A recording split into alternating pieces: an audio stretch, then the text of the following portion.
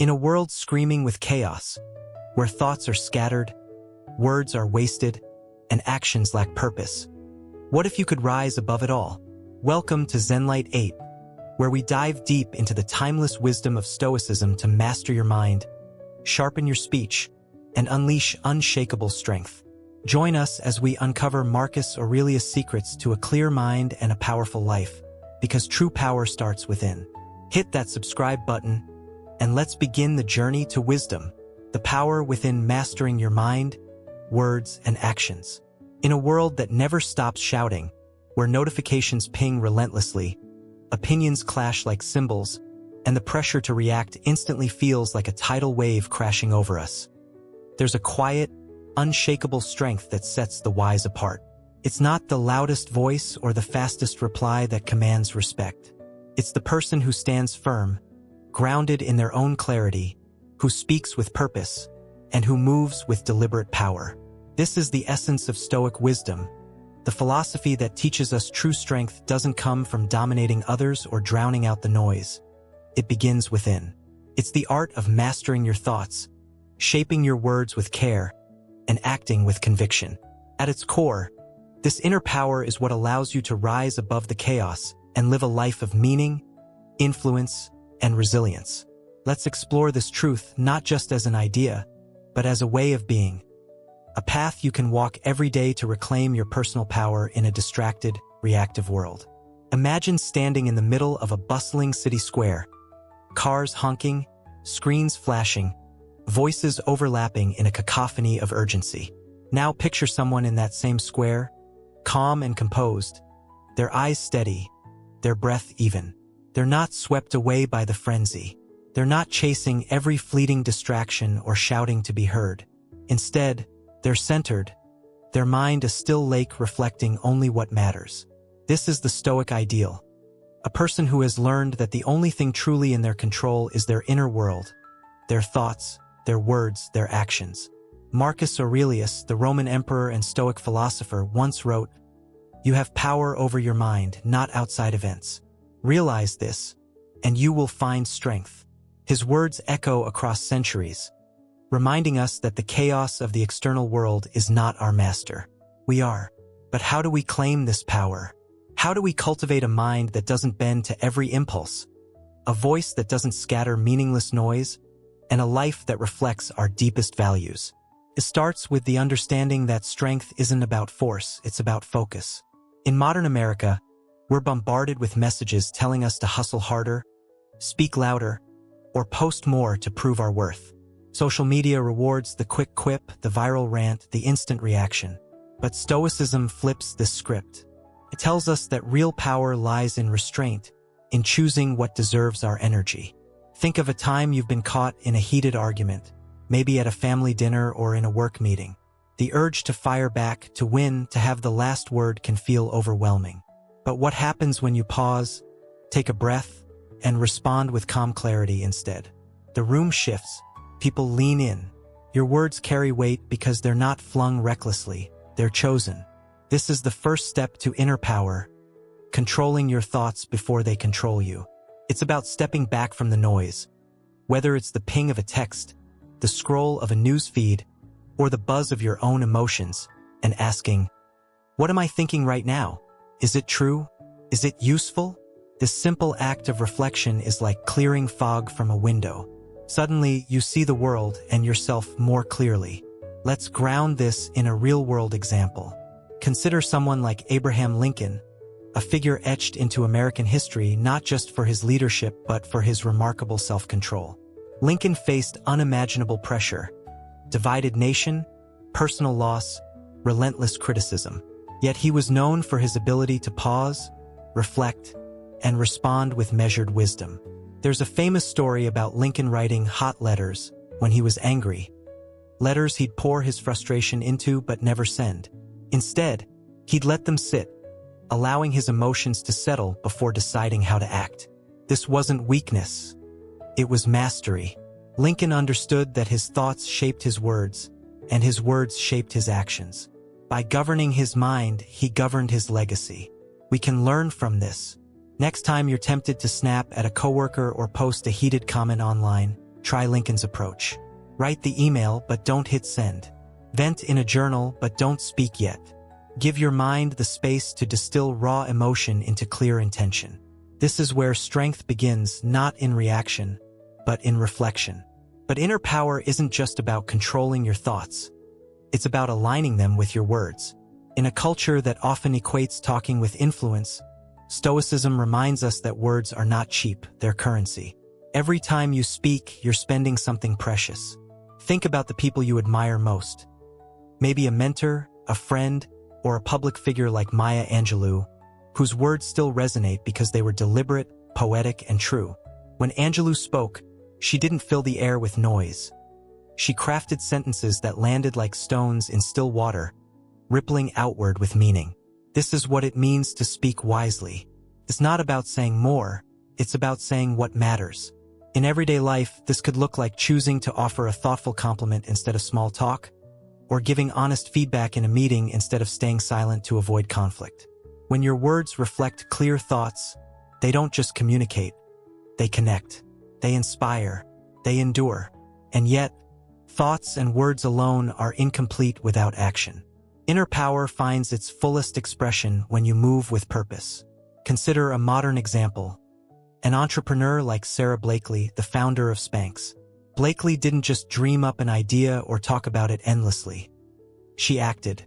She faced rejection, doubt, and countless obstacles. But her actions were rooted in a clear vision and relentless discipline. This is Stoic strength in motion.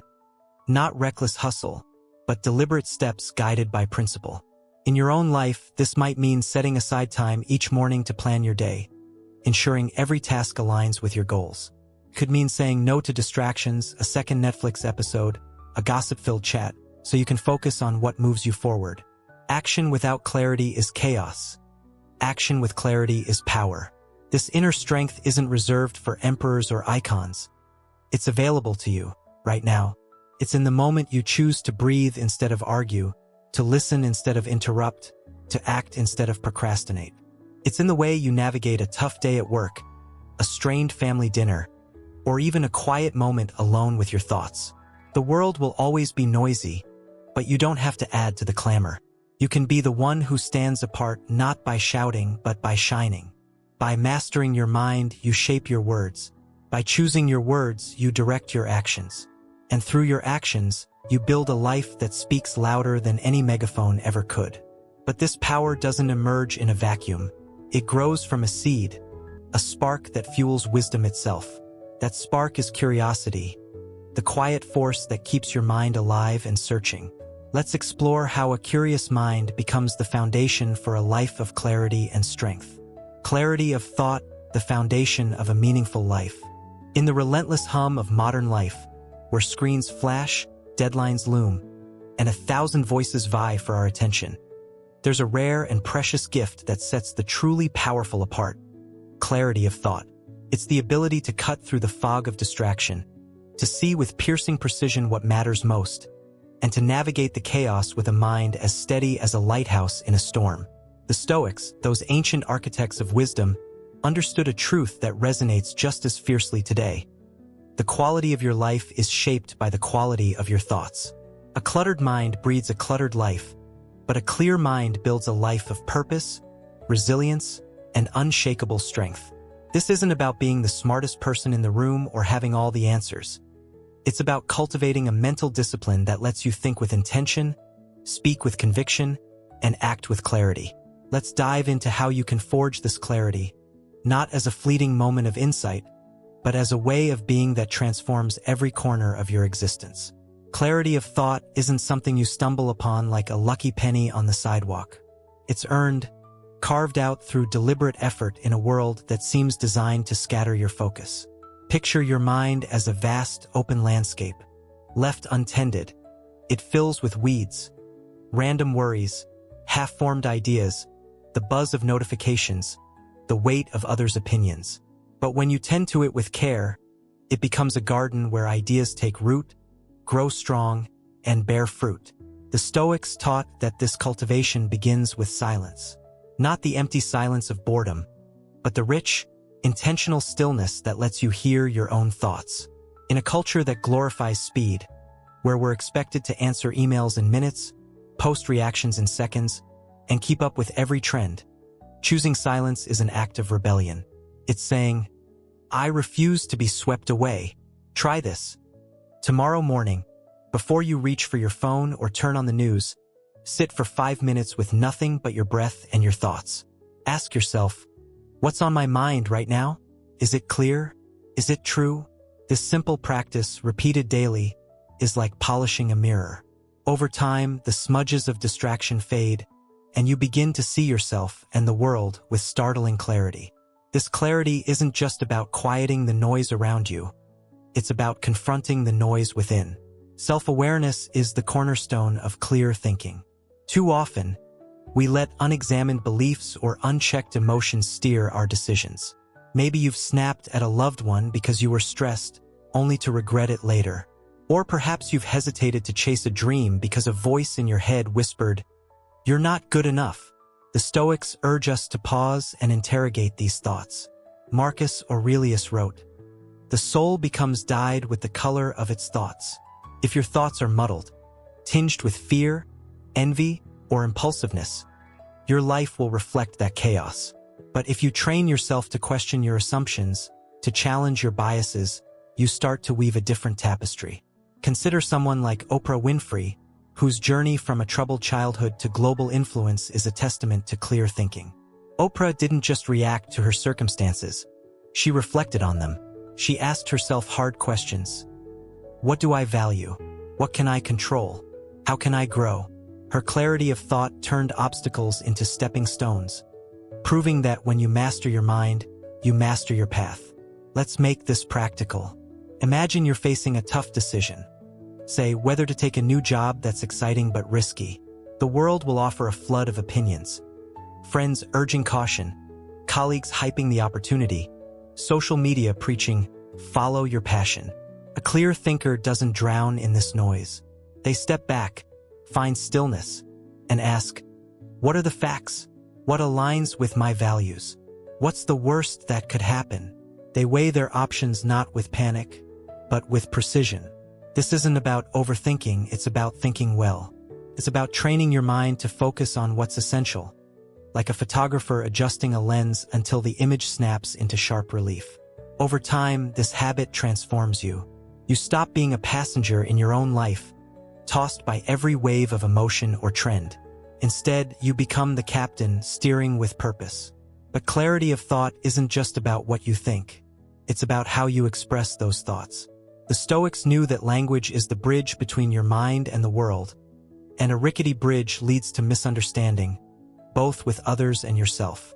If your speech is sloppy, filled with slang, filler words like or vague phrases, your thinking follows suit. It's like trying to paint a masterpiece with a frayed brush. In American culture, we often prize casual speech as authentic, but there's a difference between being genuine and being careless. Think of someone like Martin Luther King Jr., whose words and speeches like, "I have a dream," weren't just powerful. They were precise. Every sentence was a chisel, carving truth into the hearts of millions.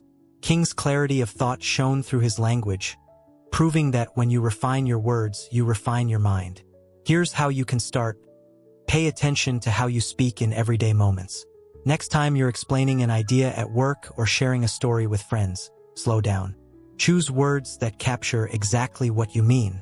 Instead of saying, "It was like really cool," try, "It was inspiring because it showed me what's possible."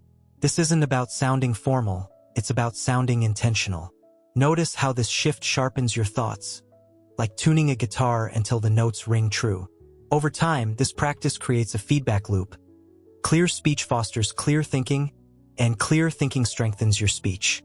You begin to articulate ideas with confidence, not because you're performing, but because you've done the work of understanding yourself. This clarity becomes your superpower in a world clouded by confusion. Think about the last time you were in a heated debate, maybe over politics at a barbecue or priorities in a team meeting. The loudest voices often dominate, but they rarely persuade. Now imagine stepping into that moment with a mind so clear you can see the root of the disagreement, articulate your view without anger, and offer a solution that cuts through the noise. That's the power of clear thinking. It doesn't just help you win arguments, it helps you build bridges. It makes you the person others turn to, not because you have all the answers, but because you ask the right questions and see what others miss. Clarity of thought is also deeply personal. It's the difference between a life of regret and a life of fulfillment. Consider a single mother working 2 jobs, juggling bills and dreams. Her mind could easily spiral into worry. Will I make rent? Can I give my kids a good life? But if she cultivates clarity, she finds focus. She prioritizes what she can control. Her effort, her attitude, her love for her family. She reflects on her goals, speaks to herself with kindness, and acts with resolve. Her clarity doesn't erase hardship, but it gives her a compass to navigate it. This is the Stoic promise. When you master your thoughts, you don't just survive, you thrive. Yet clarity alone isn't enough to unlock the full potential of your mind. It's like a flame that needs kindling to grow. That kindling is curiosity, the spark that turns a clear mind into a wise one. Let's explore how curiosity becomes the seed of wisdom, planting roots that transform how you think, speak, and live. Curiosity, the seed of wisdom. If clarity of thought is the foundation of a meaningful life, then curiosity is the fertile soil where wisdom grows. It's the quiet, relentless drive to ask why, not out of defiance, but out of wonder. In a world that often rewards certainty, where people cling to opinions like life rafts and scroll past complexity in search of quick answers, curiosity is a radical act. It's the courage to admit you don't know everything, the humility to seek truth beyond the surface, and the joy of discovering something new. The Stoics saw curiosity not as a childish whim, but as the engine of a life well examined. It's what fuels learning, sharpens insight, and makes you not just a thinker, but a seeker, one whose mind is always reaching, always growing, always alive. Curiosity begins with a simple choice: to look at the world with fresh eyes. Think about the last time you drove the same route to work or walked through your neighborhood. Did you notice the way the light hit the trees, the rhythm of a stranger's footsteps, or the faint hum of life around you? Most of us don't. We coast on autopilot, our minds dulled by routine. But a curious mind refuses to coast. It pauses to wonder, what's the story behind that old building? Why does this person seem upset? What can I learn from this moment? This habit of questioning transforms the ordinary into the extraordinary. Suddenly, a commute becomes a canvas of observation, a conversation becomes a chance to connect, and a challenge becomes a puzzle to solve. Let's ground this in a real example. Consider someone like Steve Jobs, whose curiosity reshaped the world. Jobs wasn't just a tech genius, he was insatiably curious. He studied calligraphy in college, not because it was practical, but because it fascinated him. Years later, that curiosity influenced the elegant typography of the Macintosh, setting a new standard for design. Jobs once said, "Stay hungry, stay foolish." That's curiosity in action. A hunger to explore, a willingness to follow threads others ignore. In your own life, this might look like picking up a book on a topic you know nothing about, say astronomy or philosophy, and letting it spark new ideas. It could mean asking a coworker about their passion project, not to network, but to understand. Curiosity doesn't demand expertise, it demands openness. For the Stoics, curiosity was the antidote to stagnation. They believed a mind that stops questioning grows rigid, like a river frozen in place. Epictetus, another Stoic philosopher, urged us to examine our assumptions. What need is there to weep over parts of life? The whole of it calls for tears. He wasn't advocating despair, but a relentless inquiry into what's true. This kind of curiosity isn't passive. It's active, almost fierce. Pushes you to dig deeper, to peel back layers until you reach the core of an idea. Imagine you're debating a friend about a hot-button issue, gun rights, climate change, or healthcare. The curious mind doesn't just defend its stance. It asks, why do you believe that? What's the evidence? What am I missing? This isn't about winning, it's about understanding. And in that understanding, you grow wiser. Curiosity also makes you a better communicator. In America, where small talk often fills the air. How's the weather? Busy week. A curious person stands out. They're the one who asks, what's something you've learned recently that surprised you? Or, what's a dream you've always had? These questions don't just spark conversation, they build connection. Think of a great teacher you've had, someone who didn't lecture endlessly but asked questions that made you think. Their curiosity was contagious, pulling you into a dialogue that felt alive. You can be that person. Next time you're at a party or a work event, try listening more than you speak. Ask one thoughtful question and watch how the conversation deepens. People crave being heard, and your curiosity becomes a gift, a way to make others feel seen. But curiosity isn't just about engaging with others, it's about engaging with yourself. The Stoics practiced self-reflection as a form of inquiry, asking, why did I react that way? What can I learn from this mistake? This takes courage. It's easy to avoid hard truths, to blame others for your anger, to ignore your fears. But a curious mind leans in. Consider a moment of failure, maybe a project at work that flopped or a relationship that frayed. Instead of burying it, ask, what role did I play? What can I do differently? This isn't self-punishment, it's self-discovery. I once knew a woman named Lisa, a single mom who lost her job during the pandemic. Instead of spiraling, she got curious. She asked, what skills can I learn? What opportunities are out there? She took free online courses, started a small baking business, and rebuilt her life. Her curiosity didn't erase hardship, it transformed it. This transformative power comes from curiosity's ability to keep your mind agile. In a world of algorithms feeding us echo chambers, it's easy to get stuck in one perspective. Curiosity breaks you free. It's like a mental workout, building flexibility and strength. The Stoics knew this. They didn't just read philosophy, they lived it, testing ideas against reality. You can do the same. Spend a week challenging one belief you hold about politics, success, even yourself. Read an article from a different viewpoint. Talk to someone who disagrees and ask, what if I'm wrong? This isn't about abandoning your values. It's about sharpening them. A curious mind doesn't fear uncertainty. It thrives in it. Curiosity also fosters resilience. When life throws curveballs, a layoff, a breakup, a health scare, the curious person doesn't just endure. They explore. They ask, what can this teach me? How can I grow? This mindset turns setbacks into stepping stones. Think of J.K. Rowling, who faced rejection after rejection before Harry Potter became a phenomenon. Her curiosity about stories about the world kept her writing, kept her dreaming. Your curiosity can do the same. It's the spark that lights up dark moments, reminding you that there's always something to learn, always a reason to keep going. Ultimately, curiosity is an act of courage. It's choosing growth over comfort, questions over answers, exploration over ease. It's what makes a clear mind not just sharp, but wise. But to wield this wisdom fully, you need more than clarity and curiosity. You need the discipline to pause, to listen, to choose your words with care. Let's explore how the power of pause and the art of storytelling can elevate your thoughts into words that resonate and endure. The power of pause, harnessing silence as strength.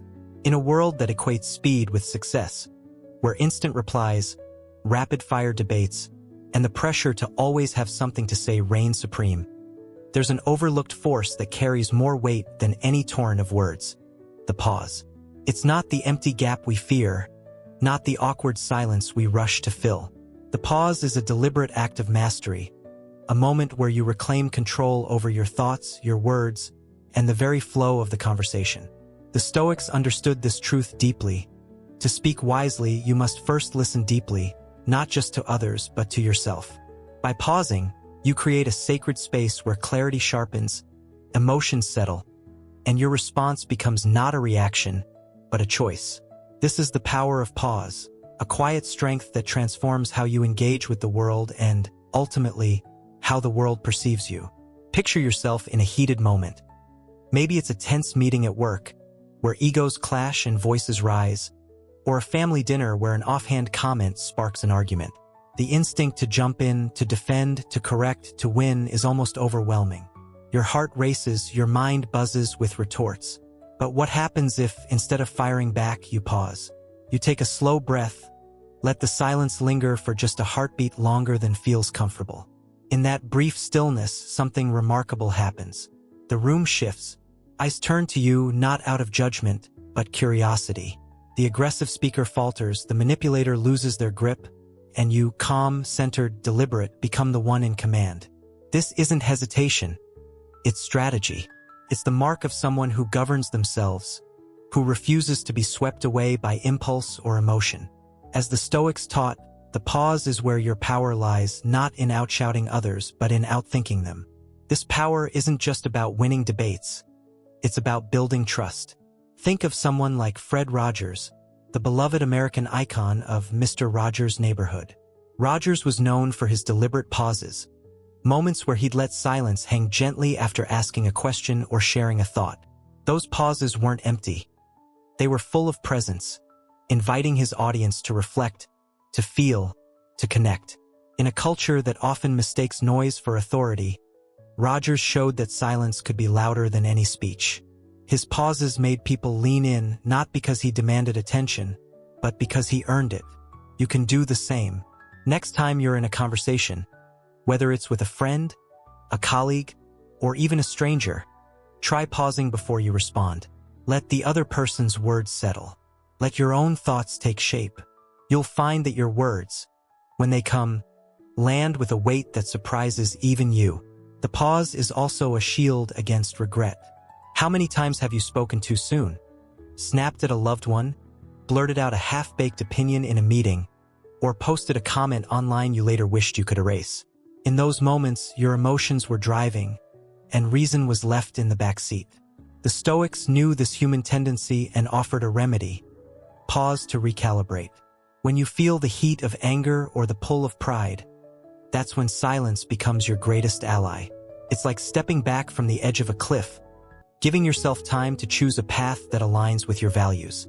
I once heard a story about a nurse named Maria, who worked long shifts in a chaotic ER. One night, a patient's family member yelled at her, blaming her for a delay. Her instinct was to argue back. She was exhausted, overstretched, and felt unfairly attacked. But instead, she paused, took a deep breath and said calmly, "I hear how upset you are. Let me see how I can help." That pause didn't just defuse the situation. It built trust. The family later apologized, and Maria's quiet strength became a story the hospital staff still shared. This discipline of pausing isn't just practical, it's profound.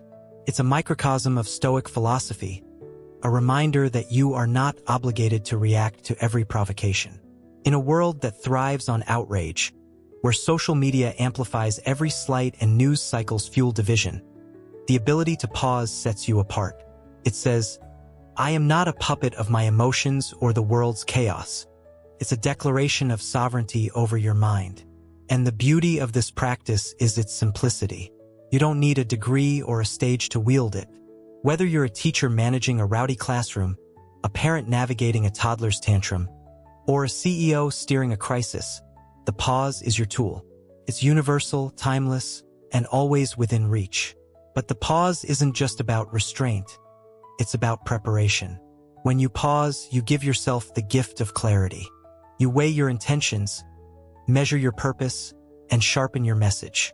It's like an archer drawing back the bow, taking a moment to aim before releasing the arrow. In that stillness, you ask yourself, is what I'm about to say true? Is it necessary? Will it elevate or diminish? This reflection ensures that when you do speak, your words carry the weight of conviction, not the clutter of impulse.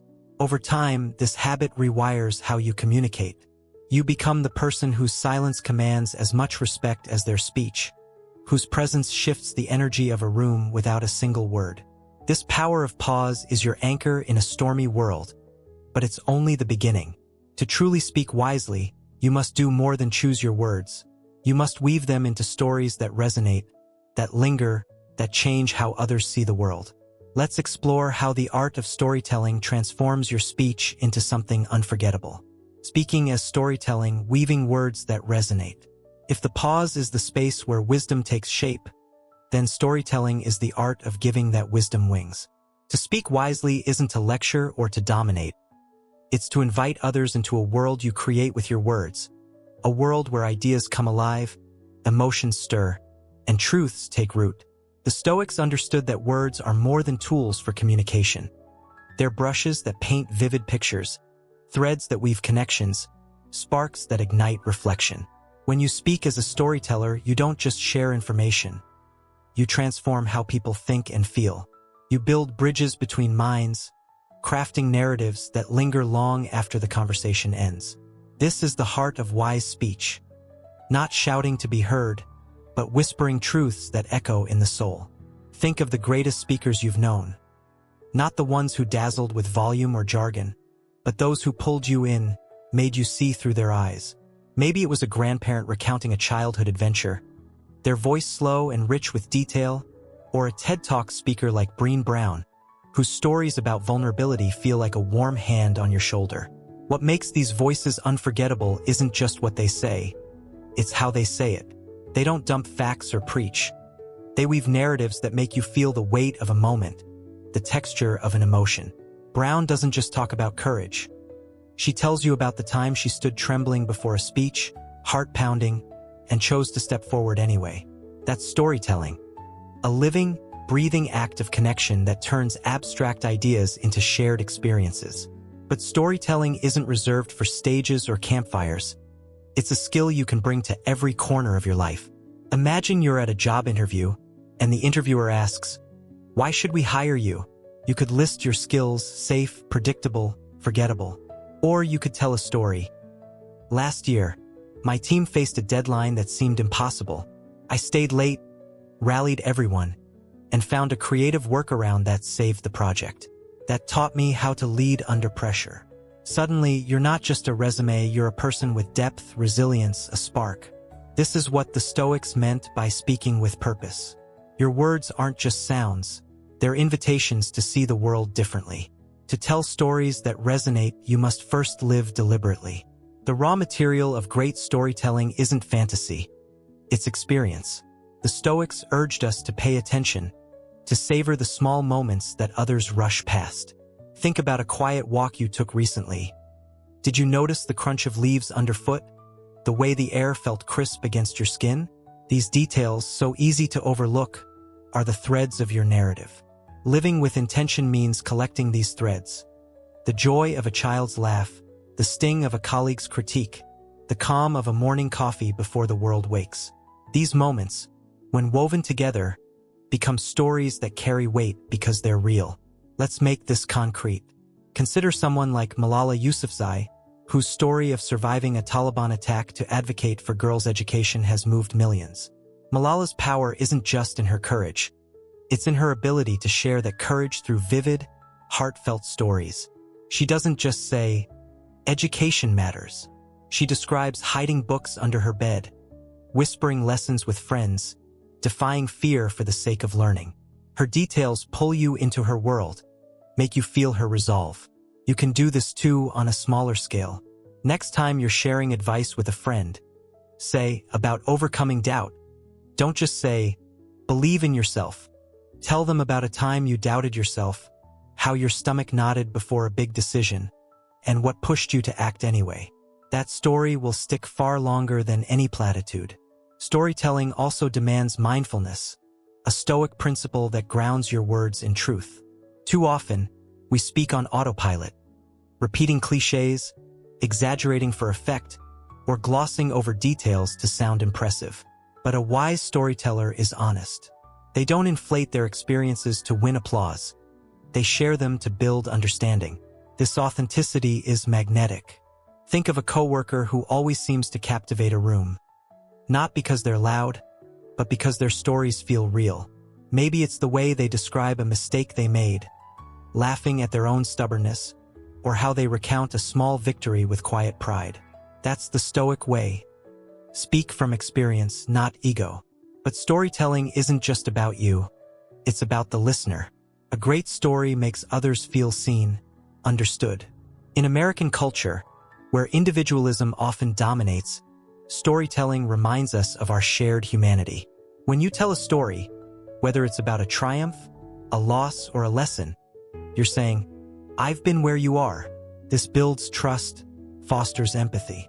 I once met a teacher named James who turned a rowdy high school class into a tight-knit group by sharing stories from his own teenage years. His struggles with bullying, his first crush, his dreams of becoming a writer. Those stories didn't just entertain. They showed his students they weren't alone. You can do this in your own life. Share a story that mirrors someone's struggle, a time you felt lost, scared, or hopeful, and watch how it deepens your connection. This art of storytelling requires practice. Start small. Each day, reflect on one moment that stood out.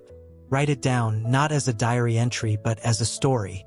What did you see, feel, learn? Practice telling it to a friend, noticing which details make their eyes light up. Over time, you'll find your voice, clear, vivid, true. Your stories will become more than words. They'll become bridges, sparks, legacies. Yet storytelling is only one piece of the puzzle. To act with strength, you must translate your words into deeds, deliberate, principled, powerful. Let's explore how strong action completes the Stoic path, turning thought and speech into a life of impact. Strength in action turning wisdom into impact. In a world obsessed with motion, where hustle is glorified, busyness is a badge of honor, and every moment demands action, there's a deeper truth the Stoics understood. Not all movement is progress. True strength lies not in acting for the sake of action, but in acting with purpose, guided by reason and anchored in principle. If clarity of thought is the compass and wise speech the map, then strong action is the journey itself, the deliberate steps that bridge the gap between what you know and what you achieve. It's the courage to move forward, not in a frenzy, but with focus, not out of impulse, but with intention. When your actions flow from a clear mind and a measured voice, they carry a power that reshapes your life and inspires others.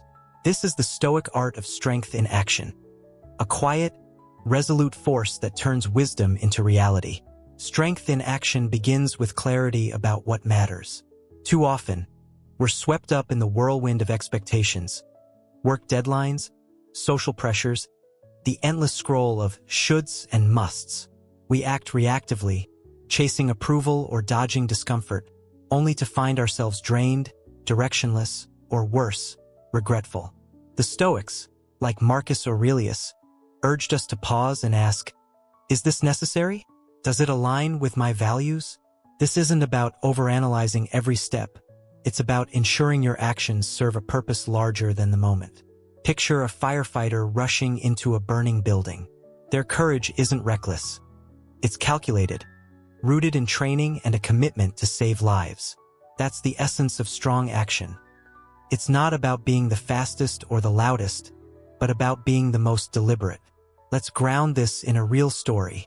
Consider Angela Duckworth, the psychologist whose research on grit has inspired millions. Duckworth didn't just theorize about perseverance. She lived it. As a young teacher, she saw students struggling not for lack of talent, but for lack of sustained effort. Instead of accepting this as inevitable, she acted. She left teaching to study psychology, conducted years of research, and wrote Grit, a book that's now a cornerstone of modern self-help.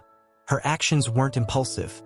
They were driven by a clear goal, to understand and share what makes people succeed. Duckworth's story shows that strong action isn't about grand gestures. It's about consistent, principled steps, writing one page, asking one question, making one choice that compound into something transformative. This kind of action requires discipline, especially in a culture that tempts us to act without thinking. Social media, for instance, thrives on instant reactions, liking, commenting, sharing before we've fully processed what we've seen. But the Stoics remind us that acting without clarity is like sailing without a rudder. You might move, but you're at the mercy of the wind. Imagine you're faced with a workplace dilemma. A colleague takes credit for your idea. The urge to confront them publicly to set the record straight can feel like justice. But a strong action pauses to consider, what's my goal? To be right or to build a better team? Maybe you choose a private conversation, calmly asserting your contribution while fostering collaboration. That choice, measured, principled, carries more impact than a public outburst ever could. It's not about suppressing your feelings. It's about channeling them into actions that reflect your best self. Strong action also demands patience. In America, we're conditioned to want results now, overnight success, instant fixes. But the Stoics knew that meaningful change unfolds slowly, like a tree growing from a seed. Think of someone like John Lewis, the civil rights icon whose life was a masterclass in deliberate action. Lewis marched, spoke, and endured violence not for immediate victory, but for a vision of justice that spanned decades. His actions were strong because they were rooted in principle, nonviolence, equality, love, rather than fleeting anger or despair. You can embody this in your own life. Maybe it's committing to a fitness goal, showing up for workouts even when you're tired. Or perhaps it's pursuing a dream, like starting a small business. Knowing each small step, from drafting a plan to making a sale, builds towards something lasting. Strong action doesn't rush. It endures. What makes this strength truly powerful is its alignment with your thoughts and words. When your actions flow from clear thinking and wise speech, they create a harmony that resonates. People notice. They trust you not because you're flawless, but because you're consistent. Consider a leader like Jacinda Ardern, New Zealand's former Prime Minister. During crises, whether a terrorist attack or a pandemic, Ardern's actions were steady, compassionate, and clear. She didn't just speak empathetically. She backed her words with policies that prioritized people's safety. Her strength wasn't in dominating headlines, but in delivering results that matched her principles. In your own life, this alignment might look like keeping a promise to a friend, even when it's inconvenient, or working late to meet a deadline you committed to. These moments, small as they seem, build a reputation for integrity, a strength others can't ignore. This unity of thought, speech, and action is what sets you apart in a world of noise and distraction. It's not about being perfect. It's about being purposeful. Every time you act with clarity, whether it's choosing kindness over anger, effort over excuses, or truth over convenience, you forge a stronger version of yourself. You become the person who doesn't just dream of a better life, but builds it step by deliberate step. Yet, this strength isn't complete without one final discipline, a skill that elevates your actions and words to a new level of wisdom. That skill is restraint, the art of knowing when to hold back, when to let silence speak louder than any voice. Discipline of restraint, the wisdom of silence. In an age where everyone seems to have a megaphone, where opinions fly faster than thoughts, and every moment demands a comment, a post, a comeback, there's a quiet power that cuts through the clamor: restraint. The Stoics knew that true wisdom isn't measured by how much you say, but by how well you choose what to say and what to leave unsaid. Restraint is not weakness. It's mastery. It's the ability to hold your tongue when words would only add noise, to step back when emotions threaten to pull you forward, to value silence as a force stronger than speech. When you practice restraint, you don't just avoid conflict, you build authority. You become the calm in the storm, the voice that's heard because it's rare, deliberate, and true. This is the discipline of restraint, a Stoic virtue that transforms how you navigate the world and how the world respects you. Restraint begins with a simple but profound realization. Not every moment needs your voice. In American culture, we're often taught that speaking up is strength. Assert yourself, claim your space, don't let anyone out-talk you. But the Stoics flip this script. They ask, what's the value of my words here? Will they clarify, uplift, or resolve? Or will they merely add to the chaos? Imagine you're in a heated group chat where friends are arguing over politics. The temptation to jump in with a fiery opinion is strong. Your fingers itch to type. But what if you pause and ask, will my comment change minds, or just fuel the fire? Often, restraint reveals that silence is the wiser choice, not out of fear, but out of clarity.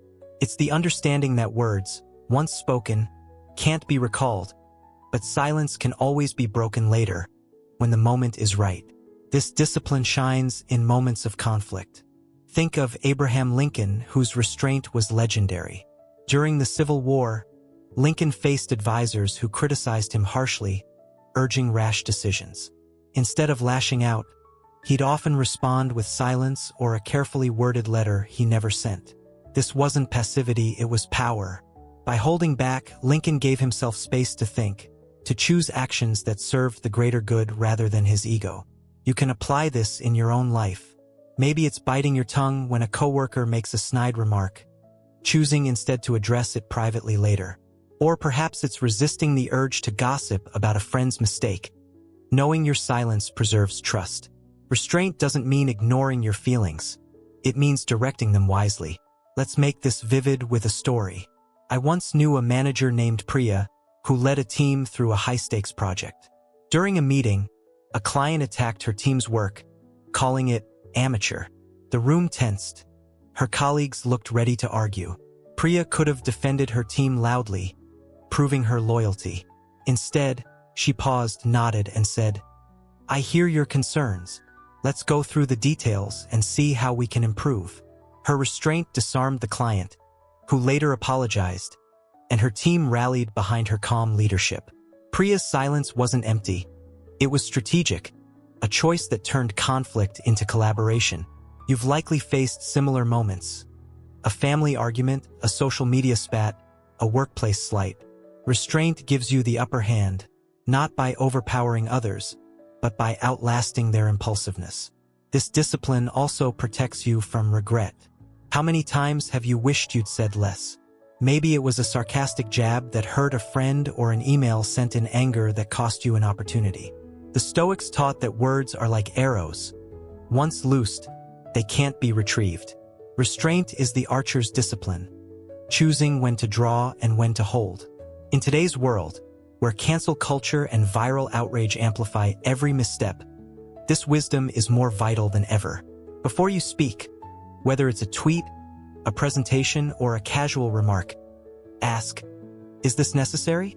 Is it kind? Is it true? If the answer is no, let silence prevail. That choice doesn't diminish you, it elevates you. Restraint also builds an aura of calm authority. Think of someone like Ruth Bader Ginsburg, whose measured words carried immense weight. Ginsburg didn't need to shout to influence. She chose her moments, speaking only when her words added value. This made her voice unforgettable, her presence commanding. You can cultivate this too. In a meeting, instead of filling every silence with chatter, listen deeply, then offer one thoughtful point. At a party, instead of dominating the conversation, ask questions and let others shine. People will notice your restraint, not as absence, but as strength. They'll lean in when you speak, knowing your words are rare and meaningful. This discipline isn't easy. It requires humility, the courage to let others have the last word, the patience to wait for the right moment. But with practice, restraint becomes second nature. You start to see silence not as a void, but as a canvas, a space where wisdom grows. You become the person who doesn't react to every provocation, who doesn't need to prove themselves with every breath. And in that quiet strength, you find freedom, the freedom to choose your battles, to shape your legacy, to live on your terms. Yet restraint in speech is only one piece of the Stoic puzzle. To fully embody strength, you must master the emotions that threaten to unravel your clarity and resolve. Let's explore how emotional control becomes the silent architect of a life well lived. Emotional control, the silent architect of strength. In the swirl of daily life, where frustrations flare, fears whisper, and joys burst like fireworks, emotions are the pulse of our humanity. They color our experiences, spark our passions, and remind us we're alive. But the Stoics, with their piercing insight, taught us a vital truth. Emotions are not the problem. Letting them rule us is. When anger drives your words, fear stalls your steps, or pride clouds your judgment, you surrender your power to forces beyond your control. True strength lies in mastering this inner tide, not by suppressing what you feel, but by choosing how you respond. Emotional control is the silent architect of a life well lived, building a foundation where clarity thrives, actions align with purpose, and no storm can shake your resolve. It's the art of stepping back, breathing deeply, and acting from reason rather than impulse. a skill that transforms not just moments, but your entire existence. Emotional control begins with a simple but radical act, creating space between what you feel and what you do. Picture yourself stuck in traffic, late for an important meeting. Your chest tightens, irritation surges, and the urge to honk or snap at the driver next to you feels almost automatic. But what if, in that heated moment, you pause? You take 3 slow breaths, feel the steering wheel under your hands, and ask, is this anger worth my energy? What can I control right now? Suddenly, the traffic is still there, but you're not its prisoner. You choose to focus on what's next, maybe calling to explain your delay or using the time to mentally prepare. This isn't about denying your frustration. It's about refusing to let it steer. The Stoics called this the space of choice, a gap where your true power lies, the power to respond with intention rather than react with chaos. This discipline is transformative because it frees you from being a puppet to your emotions or the world's provocations. Think of someone like Nelson Mandela, whose life is a towering example of emotional control. Imprisoned for 27 years, Mandela faced unimaginable injustice. Years stolen, family separated, dreams deferred. Yet, when he emerged, he didn't speak with bitterness or act with vengeance. He chose forgiveness, unity, and reconciliation, leading South Africa toward healing. Mandela's strength wasn't in ignoring his pain. It was in mastering it. He once said, "I learned that courage was not the absence of fear, but the triumph over it." You can apply this in your own life. Maybe it's forgiving a friend who let you down, not because they deserve it, but because you value peace over resentment. Or perhaps it's pushing through self-doubt to pitch an idea at work, acknowledging your nerves but acting anyway. Emotional control doesn't erase feelings. It empowers you to shape them into actions that reflect your highest self. Let's make this practical. Imagine a scenario many of us face. A heated family argument at Thanksgiving dinner. Someone brings up politics, and suddenly the table erupts. Raised voices, pointed fingers, old grudges resurfacing. Your instinct might be to dive in, to prove your point or defend your pride. But emotional control asks you to pause and observe. Why am I angry? Is this about the issue or something deeper? Maybe you realize your frustration stems from feeling unheard, not the topic itself. Instead of arguing, you choose to listen, ask a question, or calmly share your view later, when tempers cool. This choice doesn't weaken you, it strengthens you. It shows you're not at the mercy of the moment, that you can steer the conversation toward connection rather than conflict. Over time, this habit builds trust. People see you as the steady one, the one who doesn't crumble under pressure. This control is especially vital in today's world, where emotional triggers are everywhere. Social media amplifies outrage, news headlines stoke fear, and workplace stress tests patience.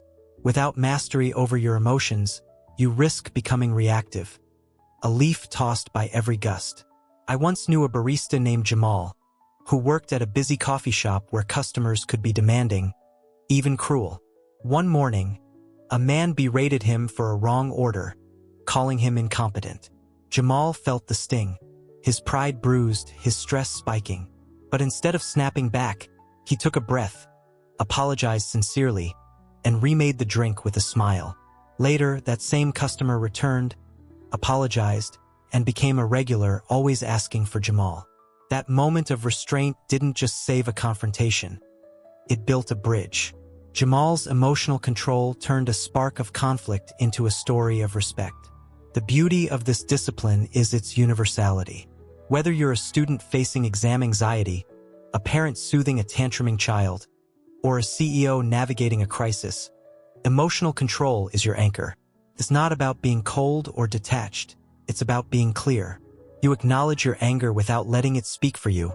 Honor your fear without letting it paralyze you. Celebrate your joy without letting it blind you. This clarity lets you act with strength, not because you're unaffected, but because you're intentional. It's what makes your actions unshakable, your words resonant, your presence magnetic. Emotional control also guards against manipulation. When you're ruled by your feelings, others, whether colleagues, trolls, or even algorithms, can pull your strings, provoking reactions that serve their ends, not yours. But when you master your emotions, you become untouchable, not because you're invulnerable, but because you're sovereign. You decide what deserves your energy, what aligns with your purpose. This is the Stoic promise. By controlling your inner world, you reclaim your outer freedom. Yet, this mastery isn't built in a vacuum. It thrives on preparation, on readying your mind for the challenges ahead. Let's explore how mental preparation becomes the invisible armor that keeps you steady, no matter what life throws your way. Mental preparation, the art of staying ahead. If emotional control is the architect of your strength, mental preparation is the blueprint, the careful, deliberate work that ensures you're never caught off guard. In a world that's unpredictable, where curveballs like layoffs, conflicts, or unexpected opportunities can strike without warning, the Stoics offered a powerful strategy. Premeditatio malorum, the premeditation of evils. This isn't about dwelling in pessimism or bracing for doom. It's about training your mind to anticipate challenges, to map out possibilities, and to meet every moment with calm, calculated resolve. Mental preparation is the art of thinking 10 steps ahead, not to control the future, but to control your response to it. It's the difference between being blindsided by life's storms and standing firm, ready to navigate them with clarity and strength. Mental preparation starts with a shift in perspective. Instead of fearing the unknown, you embrace it as a training ground. The Stoics believed that while we can't control events, weather, other people, chance, we can control how we meet them. Imagine you're preparing for a big presentation at work. Your instinct might be to focus only on the best-case scenario. The slides are perfect, the audience loves you, the promotion is yours. But what if the projector fails? What if a colleague challenges your data? A prepared mind doesn't ignore these possibilities, it rehearses them. You practice your talk in front of a friend, anticipate tough questions, and have a backup plan. When the day comes, you're not rattled by glitches, you're ready. This isn't paranoia, it's foresight. It's the Stoic practice of visualizing obstacles not to worry, but to win. This approach shines in high-stakes moments. Think of someone like Serena Williams, whose dominance in tennis came not just from physical skill, but from mental preparation. Before matches, Williams visualized every scenario. Missed serves, tough opponents, even hostile crowds. She didn't just hope to win. She prepared to adapt, to stay calm under pressure, to find solutions in the heat of the moment. Her mental rehearsals made her unshakable, turning potential setbacks into opportunities to shine. You can do this too on a smaller scale. Before a difficult conversation, say asking your boss for a raise, take 10 minutes to prepare. Imagine their objections. We don't have the budget. Picture your response. I've increased our sales by 20%. Here's how I can add even more value. Run through the emotions you might feel, nervousness, frustration, and plan how to stay composed. This preparation doesn't guarantee success, but it guarantees you'll show up as your best self. Mental preparation isn't just for big moments. It's a daily discipline. The Stoics practiced it as a way of life, reflecting each morning on what might go wrong and how they'd respond. This habit builds resilience like a muscle that grows stronger with use. Let's say you're starting your day, knowing it's packed with meetings, errands, and family demands. Instead of diving in blindly, take 5 minutes to ask, what could derail me today? A rude email? A sick kid? My own impatience? Then plan your response. If I get stressed, I'll step away for a breath. If someone's upset, I'll listen before I speak. This simple act of anticipation transforms chaos into clarity. You're not just reacting, you're directing. This discipline also fosters flexibility. In America, where plans often go awry, traffic jams, canceled flights, shifting priorities, a prepared mind bends without breaking. I once knew a small business owner named Elena who ran a bakery during the 2020 lockdowns. When her shop had to close, she could have panicked. Instead, she prepared. She brainstormed new revenue streams, imagined worst-case scenarios, no customers, supply shortages, and mapped out solutions. By the time restrictions lifted, Elena had built an online delivery system and a loyal customer base. Her mental preparation didn't prevent hardship. It empowered her to thrive through it. you can do the same. Before a challenging week, jot down 3 things that might go wrong and how you'll handle them. This isn't about fear. It's about freedom. The freedom to face uncertainty with confidence. Mental preparation also sharpens your emotional control. By anticipating triggers, say, a coworker's criticism or a friend's insensitivity, you're less likely to be blindsided by anger or hurt. You've already walked the battlefield in your mind, so when the real fight comes, you're steady. This is what made the Stoics so formidable. They weren't surprised by adversity because they'd already met it in thought. In modern life, this might look like preparing for a family reunion where old tensions simmer.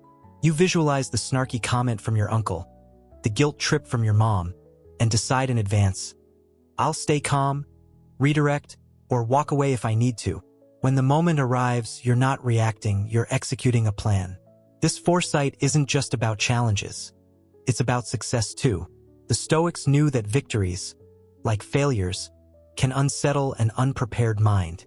A promotion might inflate your ego. A windfall might spark recklessness. By preparing for both highs and lows, you stay grounded. Imagine you're launching a side hustle, a podcast, a blog, a craft shop. You hope it takes off, but you also prepare for setbacks. Slow growth, negative feedback, self-doubt. You decide in advance to keep learning, to measure success by effort, not applause. This preparation keeps you steady, whether you're soaring or stumbling. Ultimately, mental preparation is your invisible armor. It doesn't change the world's unpredictability. It changes you. You become the person who walks into every room, every crisis, every opportunity, with a quiet confidence. I've thought this through. I'm ready. This readiness lets you speak decisively, act effectively, and live authentically, no matter what comes. Yet, to fully embody this strength, you need one final ingredient. A presence that anchors you in the moment, making every thought, word, and action resonate with power. Let's explore how presence becomes the heartbeat of a Stoic life. Presence, the power of being fully here. In a world that pulls us in 1,000 directions, where phones buzz with notifications, to-do lists stretch endlessly, and our minds race between yesterday's regrets and tomorrow's worries, there's a rare and magnetic force that sets the truly remarkable apart: presence. It's the art of being fully here, in this moment, with every ounce of your attention, your awareness, your heart. The Stoics knew that without presence, even the clearest thoughts and wisest words fall flat, like music played on an untuned instrument. Presence is the heartbeat of mastery, the quiet power that lets you listen deeply, see clearly, and act with precision. It's what makes your words resonate, your actions matter, and your very existence a gift to those around you. In a distracted age, presence isn't just a skill. It's a revolution, a way to stand out, to connect, and to live with unshakable strength. Presence begins with a choice: to anchor yourself in the now. Picture yourself at a coffee shop, catching up with a friend. They're sharing something personal, a struggle at work, a dream they're chasing, but your phone keeps pinging. Your mind drifts to an email you forgot to send. You nod, you smile, but you're not really there. Now imagine the opposite. You put your phone away, look them in the eye, and let their words sink in. You notice the slight tremor in their voice, the hope behind their hesitation. When you respond, it's not rote. It's real, thoughtful, felt. That's presence. It's not about grand gestures. It's about giving your full self to the moment, whether it's a conversation, a task, or even a quiet breath alone. The Stoics practiced this as a discipline, believing that true mastery starts with awareness. As Epictetus said, "You become what you give your attention to." When you give your attention fully, you become powerful, not in a loud way, but in a way that shifts the air around you. This power is transformative because it sharpens everything you do. Think of someone like Maya Angelou, whose presence was as captivating as her words. When Angelou spoke, whether to a crowd or a single person, she was all there, her eyes warm, her voice steady, her focus unbroken. People didn't just hear her, they felt her. Her presence made every word land deeper, every story linger longer. You've likely met someone like this, a teacher who made you feel seen, a colleague who listened so intently you felt valued. That's the magic of presence. It turns ordinary moments into extraordinary ones.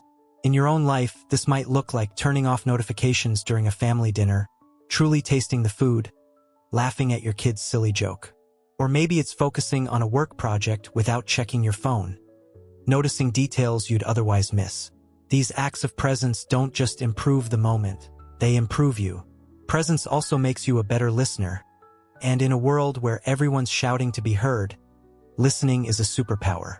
In American culture, we often prize speaking, asserting opinions, commanding attention, but the Stoics valued hearing as much as voicing. When you're fully present, you don't just catch words, you catch nuances. The pause that betrays doubt, the smile that hides pain. This awareness lets you respond with precision, not habit.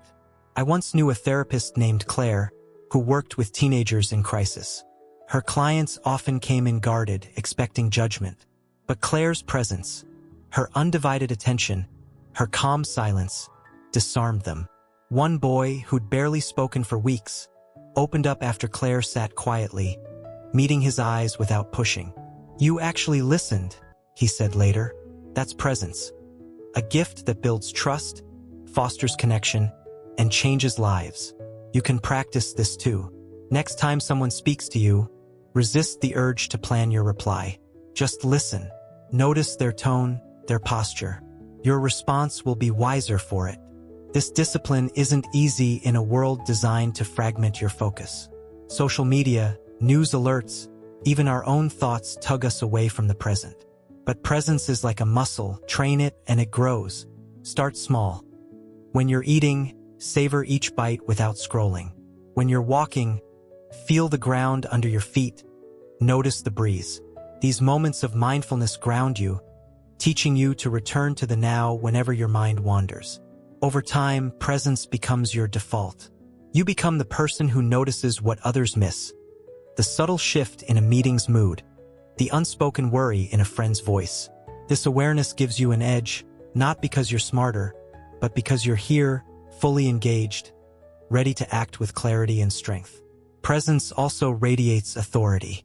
In a distracted world, someone who's fully present stands out like a beacon. Think of a leader like Abraham Lincoln, whose quiet focus commanded respect even in chaotic times. Lincoln didn't need to shout. His presence, his ability to listen and respond thoughtfully, made people lean in. You can cultivate this too. In a heated debate, instead of interrupting, stay present, hear the other side, then speak from a place of calm. At a party, instead of scanning the room, engage fully with the person in front of you. People will remember you, not for what you said, but for how you made them feel. Presence is your silent strength, a power that doesn't demand attention but earns it effortlessly. Yet presence alone, for all its power, is only part of the Stoic path. To live fully, you must align every thought, word, and action with a deeper truth. A truth that holds you steady no matter what the world throws your way. Let's explore how integrity becomes the cornerstone of a life that's not just lived, but lived well. Integrity, the unshakable foundation of a Stoic life.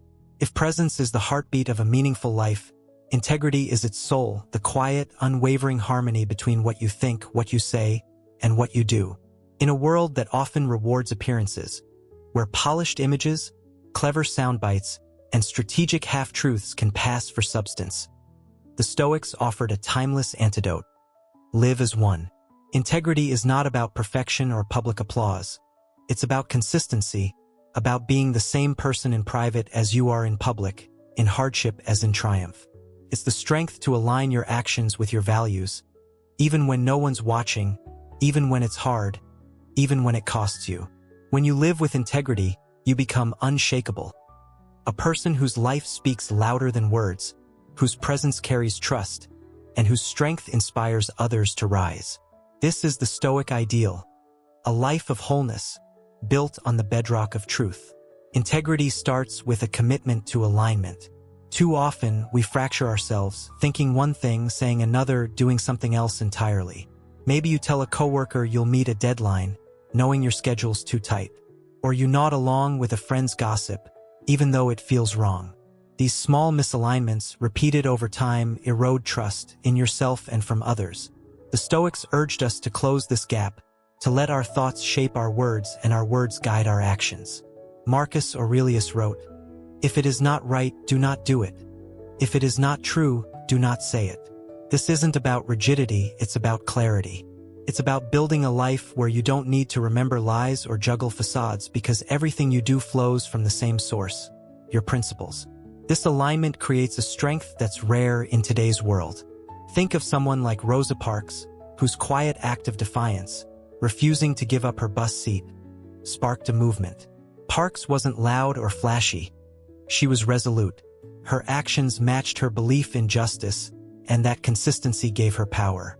People trusted her not because she sought fame, but because she lived her truth. You can embody this too in everyday moments. Maybe it's admitting a mistake at work, even if it risks criticism, because honesty matters more than ego. Or it's keeping a promise to call your aging parent, even when you're tired, because love outweighs convenience. These choices, small as they seem, forge a character that others lean on, a presence that feels solid in a shaky world.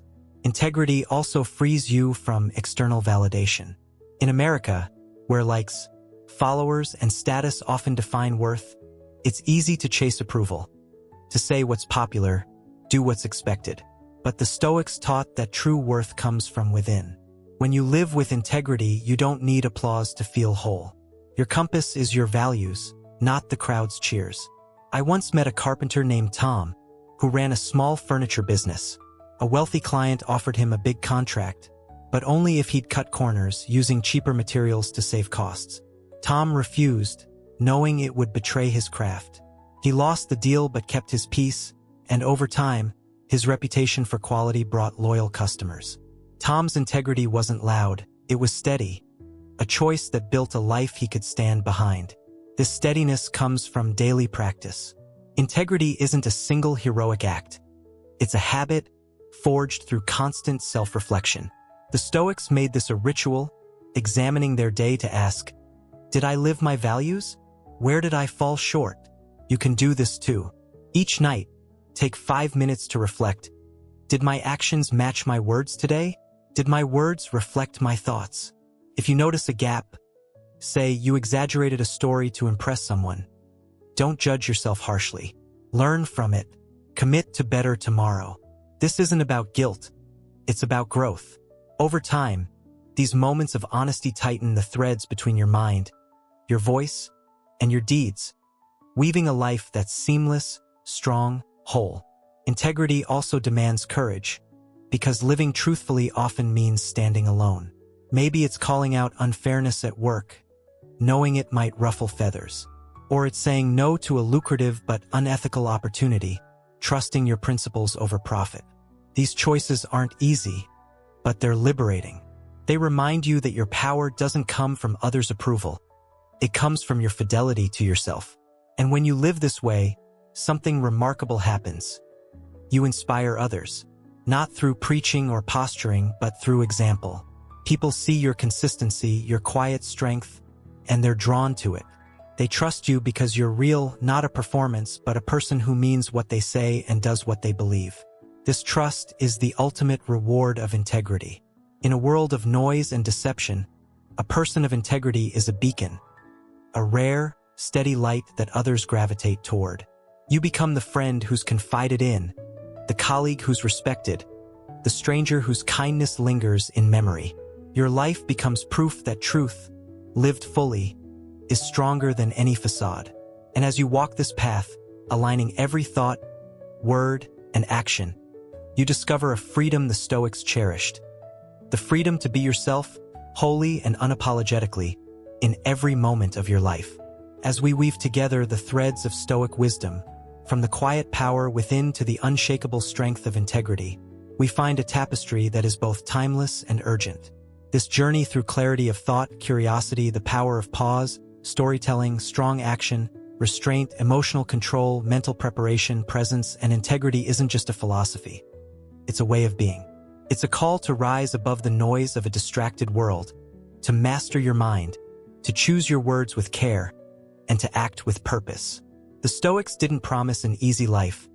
They promised a meaningful one, built on the truth that your greatest power lies not in controlling the world, but in controlling yourself. Each step you take on this path, each moment of reflection, each deliberate choice, carves a life that's not just lived, but crafted, a life that echoes with clarity, resonates with wisdom, and stands firm against any storm. Imagine waking each morning with a mind unclouded by chaos, a voice that speaks truth, and actions that reflect your deepest values. Picture yourself in a heated moment, pausing to breathe, responding with calm instead of anger. Envision a conversation where your curiosity sparks connection, where your story moves someone to see the world anew. See yourself preparing for life's challenges, not with fear, but with readiness, meeting each twist with a steady heart. Feel the weight of presence, the freedom of restraint, the strength of emotions channeled wisely. And above all, know the peace of integrity, the quiet certainty that your life is whole, not because it's perfect, but because it's true.